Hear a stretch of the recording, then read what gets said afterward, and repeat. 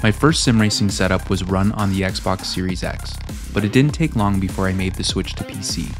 My setup has undergone many changes and evolution.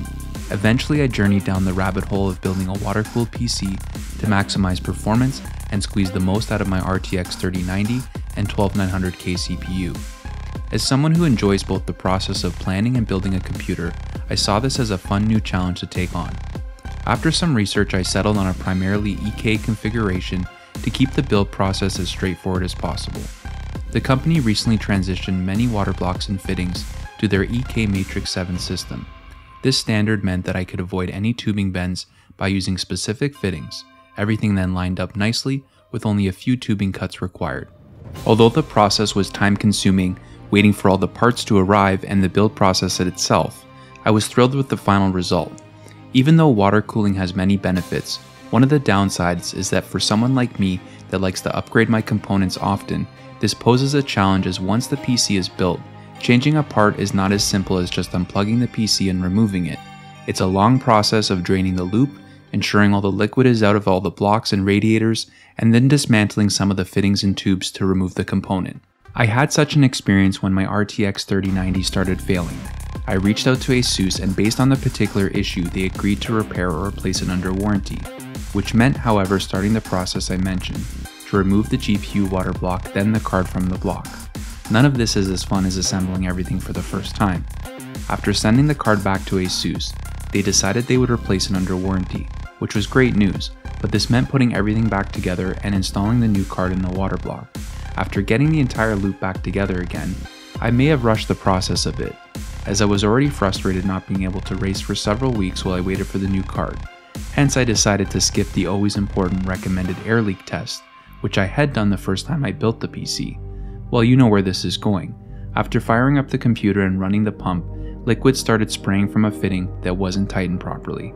Luckily I got to this quickly before any real damage was done, and I just had a bit of a mess to clean up. So why am I telling you all of this? Because when it came time to bring home a new RTX 4090 card finally, I decided to go back to more simple times, so that the replacement process would be manageable if anything had an issue again. Since the 4090 is still a new card and could potentially present issues, like the burning cables for example that even the manager from Canada Computers scared me about, I was minimizing my risk by not taking apart this very expensive card. The upside now was that I had a new PC to both plan and build out.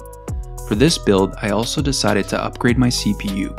I went with the new powerful 13900K i9 processor from Intel and installed it on my existing ASUS Z690 Maximus Hero motherboard, which I purchased specifically at the time to be future-proof for these new 13th gen chips. I also used my existing 32GB of DDR5 RAM from G-Skill. These are the Trident Z5 RGB in silver with a max speed of 6400 MHz, which I'm able to max out through the XMP profile.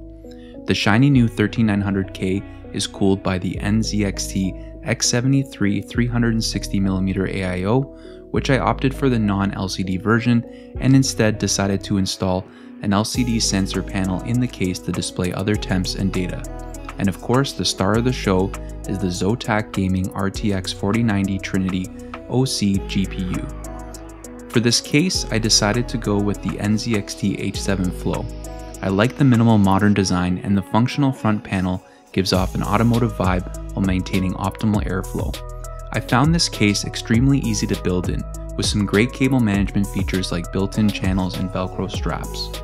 I have a total of 4 case fans in addition to the AIO fans, which are NZXT's 140mm F-Series RGB fans, and everything gets connected to a fan controller that allows me to configure fan curves and sync all the RGB lighting in the case. The cables I'm using are custom ModFlex cables from CableMod in carbon. I'm also using CableMod's 4090 cables to replace the included 12-pin GPU splitter. Since I was a little scared, there have been some reports of issues with these stock cables burning, so I figured I'd go ahead and eliminate that potential risk right off the bat. At the same time, I think the CableMod version looks much cleaner than having 4 pigtails hanging off the card. And finally, everything is powered by the Corsair HX 1200 Platinum rated power supply unit, which provides enough juice for all these components. Overall, I'm thrilled with how the build came out. It's a very straightforward build, but makes things much easier to modify down the road versus my previous water-cooled build. I'm still finding that everything is running pretty cool, and the FPS gains even while still using 1440p monitors have been worth it in my opinion. Once I eventually upgrade to triple 4K monitors, which is the plan for my new SimRig setup when the new cockpit arrives, this PC should be up to the task. My current den is split into two sections, the SimRig area and a desk setup, which is used for productivity, working, console gaming, and now as of lately, content creation and editing. I use an M1 Mac Studio for work, recording audio, and editing these videos with Final Cut. However, this desk setup has a trick up its sleeves. When I want to play some console games at my desk, I have a PS5 mounted underneath the desk with this 3D printed mount I found on Amazon. I've also mounted the M1 Mac under the desk to free up as much space on the desk as possible while keeping cables out of sight. I decided to take things one step further and run a long fiber optic HDMI cable from my SimRacing PC to this 4K LG monitor so that I could access my SimRacing PC from the same desk to play different games or handle updating or other essential tasks without having to sit in my actual cockpit. On my desk, I'm using the Logitech MX keys and MX Master mouse, allowing me to control multiple devices with the press of a button. I can easily switch from controlling my Mac or PC. I have a pair of Edifier Luna speakers, which I love the design of, and they sound great as well.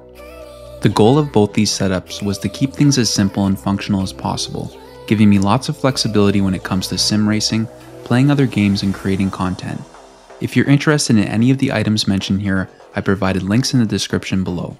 I hope you enjoyed this quick video of my setup, and if it inspired you to modify your own setup, let me know in the comments what you're planning. I would love to hear about your current setup or what you plan on upgrading next. Until the next one, stay safe and happy racing.